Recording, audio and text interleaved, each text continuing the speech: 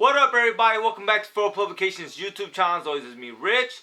I hope you guys are having an amazing time, and I'm having a good time as well, man. I've been reading a lot of zines, and I got a lot of them that I would like to review.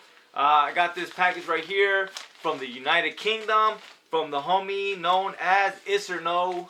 That's how I pronounce it, but I'm not too sure if that's how he likes it to be pronounced. But let's see. I got a whole bunch of them, man. A fucking big ass pile of fucking zines. So this is fucking really fucking cool to get. Oh, there's a note. I thought this was just a pinup, but let's see what the note says. It says, "Hey, please find Livor Mortis Zine number 4 and 5 collaborations. Much love, the homie." Bam. So,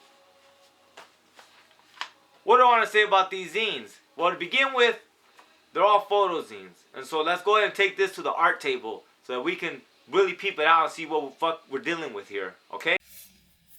So to begin with, Who's Afraid of Seeming Gloomy? From the pack that I got, this was the one that I didn't like. And I guess sometimes there's going to be zines that you just don't like. They just don't hit you where it should. And this is one of those zines. And the reason being, really honestly, is because I got a big ass pack. And so when you go through these zines, you're just like, fuck, this shit is really good. And then you have this and you're like, what? I don't understand how this fit into, like, how this one isn't as good or as clever as the rest of them. Or it could just be it wasn't for me. The thing that I want to mention about this one is ultimately, anytime I'm looking through a photo zine, that's what I'm looking for. I'm looking for a theme. I'm looking for images that bring to mind different aspects of the theme, the concept. You know what I mean? And this one, I'm sure it has a theme and a concept because all the other zines do. But this one, it just missed me. Like, I didn't get what it was that they were trying to convey to me. Because this was a collaboration zine. So this one, I didn't really like, you guys. The next ones that I liked a lot, but not my favorite by far, was the Livor Mortis Zine number 4 and the Dornography. Now, both of these have a common theme, a common thread, which is kind of like the decay of society was kind of the theme. And I really, really enjoyed it, man. Livor Mortis number 4 especially, I like this quote in the beginning. "When I first came to the neighborhood, down beneath the up above, I knew I was in love. Abandoned buildings winking and the red light district blinking at me. Oh yeah, because I love criminals, I love crime. The neighborhood is a time bomb and it's ticking on time." And here goes some of the images that I really like this one right here with this like little twig coming out, you know, showing that depth. And like I said, like that theme of like urban decay, just, you know what I mean? It's something that I think as an 80s baby growing up watching those 80s movies, like it does make me feel a bit reminiscent.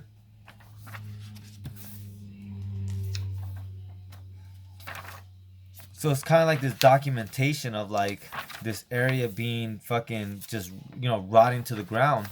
This is a really nice image too, man.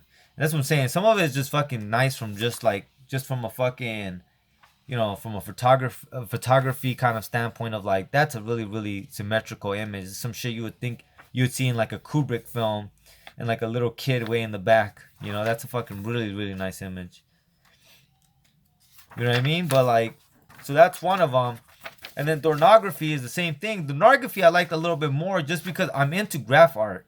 Like anyone that's ever seen my art will probably say, you know, oh shit, I could see that. Because, you know, I that's ultimately the first drawings I ever did was just kind of like the graffiti characters. And so I really, really enjoyed this zine, and I enjoyed the theme of it of like graffiti that's plastered on doors. You know what I mean? And the fact that they do it like in whatever area they're at, I think that's fucking clever too, man. Because then it is kind of like documentation of like the subculture of graffiti art. You know what I mean? Like some of this shit, like who knows, like, you know, where the next robo hit up is at, you know, and if it pops up here, you know, or you know, whatever the artists they have out there. I mean, I'm more accustomed to like the US graph artists. And not necessarily the ones that make t-shirts and all other bullshit, but like the real like underground graph art. And so like you know, like this is really reminiscent for me, and it makes me like think back to my older brother who used to have a bunch of the graph mags and shit like that. You know, him and his best friend Jack used to always have a bunch of them all around. But yeah, man, I think this is fucking. I really like this. Like I said, I really like the theme of this one, and it's fucking dope, man. And I think they have, this is volume 1, so who knows how many they have now. But like, this is something I can see myself continuously, you know, copping. Now, these two were fucking dope, man. These two were, the theme was amazing, and like a lot of it makes you just fucking like just ponder some shit, man. Whereas like Dornography got me real fucking like nostalgic, as well as Livor Mortis Zine number 4. These got me real fucking philosophical, man, and got me thinking about just fucking like the themes in general. And like that's what I'm saying, like that's what a good photo zine is to me. And never mind the fucking layout, man. The layouts are just fucking really good. But like, look at this. Like, it's just images of a cemetery. This, to begin with, is a beautiful picture. Like I said, like all these zines have fucking, they're just littered with beautiful pictures. This one right here is fucking beautiful as well. But it's just these images of a cemetery, and like it makes you ponder kind of like life, death. You know, the Stone Garden name of the zine really makes you fucking think of like, of just like life and death, man, or mortality, you know, of how it all ends, and ultimately, are you forgotten in a sense, you know? So I really dug this zine, man. I really thought this photo zine was fucking tight. And this one made me ponder some other shit, which is, what is a weird way of loving, man? This zine right here at that was very subversive, because you see all these different like BDMS kind of images, you know what I mean? But then you get hit with this, and this is where it gets real subversive, where it's like, you know what I mean, kind of like the you know, religious zealots kind of champion against this way of loving, you know what I mean? And so that's why the name of it, Strange Way to Love, I think it's very, very clever. It's a strange way to love, but it is not a bad way of loving, you know what I mean? And so then like, and you can see it kind of like in this way of like showing the sheeple in the back. That's how I understood this image of like the sheeple in the back with the religious zealot leading them to like demonize these different ways of loving. You know what I mean? As long as love is love, man, what do you give a fuck? You know what I mean?